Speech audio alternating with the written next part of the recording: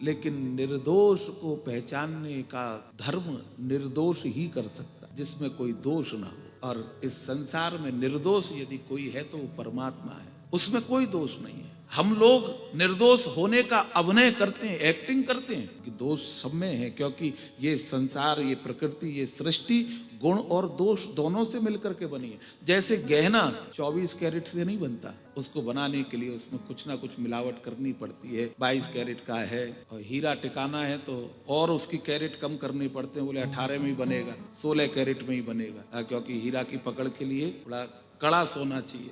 तो भैया ऐसे ही हमको बनाने के लिए गुण और दोष का समन्वय करके बनाए।